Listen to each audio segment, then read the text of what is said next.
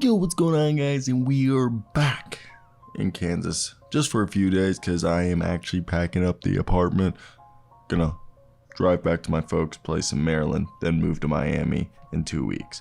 So let's talk recaps. We're gonna do all 30 teams.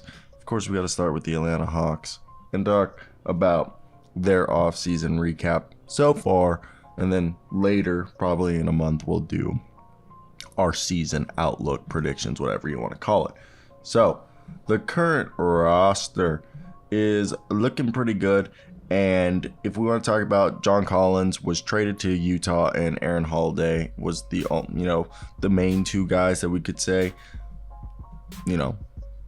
that were moved.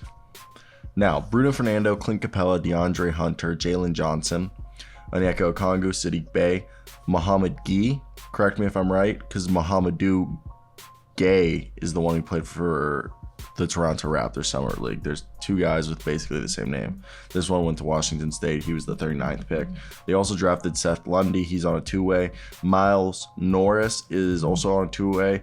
He's a 6'10", kind of like a tweener, power forward, small forward. And then you got yourself Tyrese Martin, who's on an actual deal himself, but he will be, I believe, with Tyrese Martin, the deal's not guaranteed, so he could be waived. Basically tomorrow, it'll be fully guaranteed, so it's looking like he's going to be on the roster. Bogdanovich, AJ Griffin, Garrison Matthews, DeJounte Murray got an extension. They drafted Kobe Buffkin. They got Patty Mills in the trade for Usman Garuba and Ty Washington. Vit Krejci was, still on the team, and Trae Young, of course. Now, with John Collins gone, and this is going to be the full year of Quinn Snyder, he installed his new coaching staff. Igor came in, a bunch of other guys joined the coaching staff, and Trae Young's there.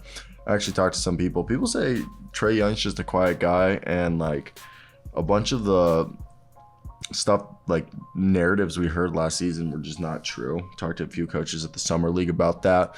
Now, look, Trae Young obviously needs to grow as a leader, and the Hawks need stability and, culture. So we just need consistency from this team. We need to shoot three-pointers. So it's going to be interesting to see how Snyder figures out the defense and if this offense can really click.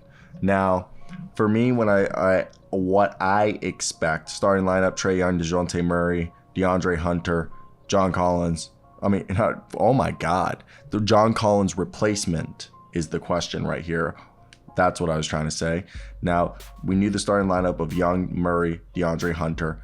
Now, who's going to be the John Collins replacement, I think, is Jalen Johnson. Then Clint Capella. So your starting lineup, front court, Capella and Johnson. DeAndre Hunter at the wing. Then your backcourt is Murray and Young.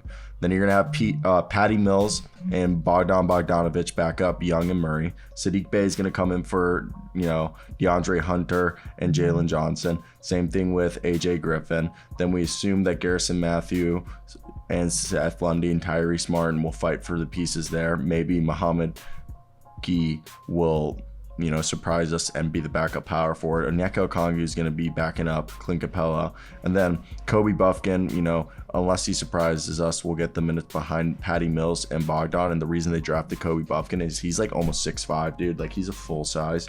And he's a guy who could play point guard and shooting guard. He can play on and off ball.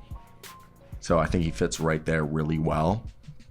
Now, the big thing with the Hawks, okay, is this past year, this was a team that they were 7th in the offensive rating, okay, and 22nd in defensive rating. Now, the thing is I think look, they went 10 and 11 under Quinn Snyder, 29 and 30 with Nate McMillan, 2-0 and Joe Prunty. And this is a team that needs to shoot more threes, okay? Shoot more threes and play better defense. So the defense has been the problem for years now. 22nd defense, it's really fixing that defense. Now, I understand that when you look at let's say the Utah Jazz, okay? Under Quinn Snyder, his last year, they were 9th in defensive rating. The year before that, 4th. The year before that, 13th. Year before that, 2nd. Year before that, 2nd. Year before that, 3rd. Year before that, 7th. And in his first season, first full year, they were 14th. Okay, and they were 29th under Ty Corbin the year before Quinn Snyder took over. So the thought process is the defense is going to get better. Now, that's a big if. I want to hear your guys' thoughts down below.